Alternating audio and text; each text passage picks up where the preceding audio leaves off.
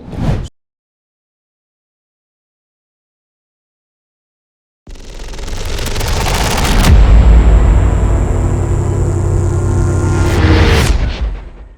if the victim was a beautiful 18-year-old college student, full of dreams, back in her small hometown for a holiday visit, and never seen alive again? Mandy Stavik left home for a jog down this Whatcom County road the day after Thanksgiving 1989 and never returned. What if a soda can could solve a murder? What if the key to justice wasn't high-tech forensics or a brilliant detective, but a quiet, ordinary person who decided to act? This is the incredible story of how a cold case was cracked not just by science, but by courage. Welcome to the world's darkest crimes.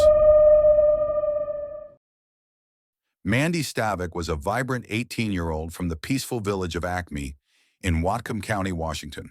She had returned home for the Thanksgiving holiday in 1989. Athletic, intelligent, and full of dreams, Mandy was a freshman at Central Washington University. On the day she vanished, she wore green sweatpants, a sweatshirt, and running shoes. Her loyal dog, Kira, returned home alone, restless and confused, sparking immediate concern. 2 days later, Mandy's green sweatpants were found near the riverbank, an eerie sign that something terrible had happened. The very next day, her body was discovered in the cold waters of the Nooksack River. The official cause of death was drowning, but forensic examiners found trauma to the back of her head, indicating she may have been unconscious before entering the water. From the start, the police treated the case with urgency. Investigators meticulously collected evidence from the scene and Mandy's belongings. During the autopsy, they carefully collected a semen sample, hoping it might one day help identify her attacker.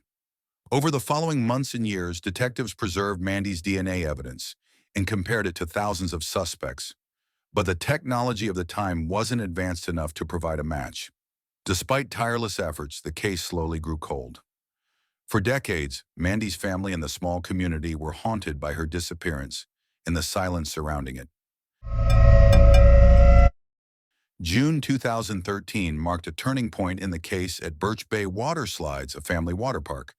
Two women, Marilee Anderson and Heather Backstrom, former Mount Baker High School students like Mandy and the eventual suspect, reconnected while their kids played. Seemingly out of nowhere, Backstrom said, "I know who killed her." Anderson froze, then said, "I do too." Shocked and intrigued, they shared their unsettling personal experiences with the same man, Timothy Bass. Anderson recalled a chilling encounter a couple of years after Mandy's death. Bass, a friend of her husband and another Mount Baker alum, came to her home claiming he needed to use the phone. She heard the call fail to go through, but realized Bass wasn't really trying to make a call. Suddenly, he made an advance, professing his love and desire to sleep with her. She was home alone with her baby. "I kept telling him no," she said, "and finally I told him I would call the police." Somehow, she managed to get him to leave. Backstrom, too, had a disturbing memory from just months before Mandy's murder. At 15 years old, she had ridden in a truck with Bass, then 21, after a softball game. Sitting between him and her future husband, Dan, she felt Bass's unwanted attention. He complimented her eyes and used a pen to stroke her legs. She played along out of fear, but remembered the moment vividly. From then on, she avoided him. Despite their suspicions, neither woman reported him to the police. The fear of accusing someone in a small town, without solid evidence, was paralyzing. But that day at the water park changed everything. Encouraged by their shared experience, Anderson contacted a former classmate, now a detective, and reported their suspicions about Bass. That call reignited the investigation, leading to a relentless and ingenious pursuit of justice. Sergeant Jeff Myers reopened the case with renewed focus and determination, injecting new energy into the long-dormant investigation. However, the police initially lacked the legal grounds to collect Timothy Bass's DNA. In the United States, investigators must obtain a proper search warrant to collect DNA by force. At the time, there was insufficient evidence to justify such a warrant. Police approached Bass and asked him to voluntarily provide a DNA sample, but he refused. Bass challenged them, saying, "Show me a search warrant or a court order authorizing you to collect my DNA, and only then will I consider giving a sample." Without enough evidence to convince the court, the police couldn't obtain either an arrest warrant or a search warrant. The police even reached out to Bass's employer, hoping to get his DNA from somewhere he might have left it, but the employer refused to cooperate. That meant the police were stuck with no easy way to get the evidence they needed. After this, Bass became extremely cautious. He refused to provide his DNA voluntarily and took extensive measures to avoid leaving any trace. He kept his toothbrush in his car, carried gloves with him, and even brought a bag to store any personal items. These precautions were meant to prevent anyone from collecting his DNA without his knowledge. He was fully aware that even a small trace could link him to the crime. Years passed without a breakthrough, until 2017, when help came from an unlikely hero. Kim Wagner, a co-worker of Bass at Franz Bakery. Police started reaching out to people close to him, friends, family, and co-workers, to gather more evidence. That's how they got in touch with Kim Wagner, a co-worker at Franz Bakery.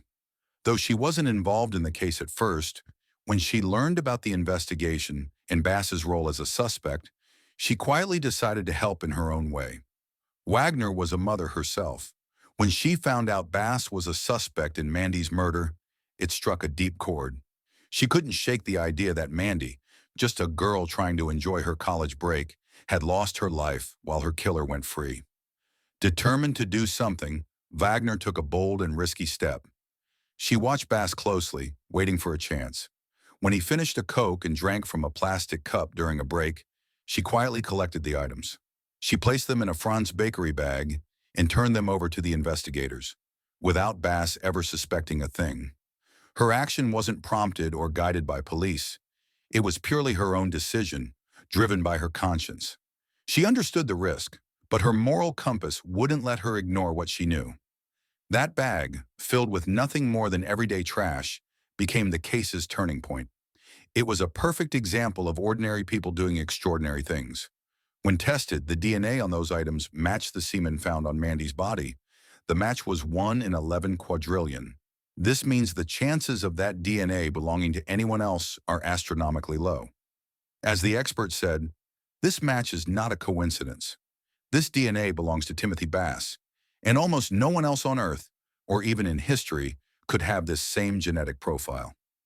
On December 12, 2017, Timothy Bass was arrested and charged with Mandy's murder. The case, which had tormented a community for decades, finally had a face. Only Timothy Bass's mother continues to support him, standing by his side despite the overwhelming evidence. His ex-wife, Gina Malone, had a different view, saying, "I was in prison for all these years, trapped in a toxic marriage filled with control and fear. Now it's his turn." His brother, Tom Bass, said, "He tried to drag me into his lie, asked me to tell the police he had a relationship with Mandy, and that's the reason why his DNA was found in her body. But I won't lie for him. I never believed a word of it."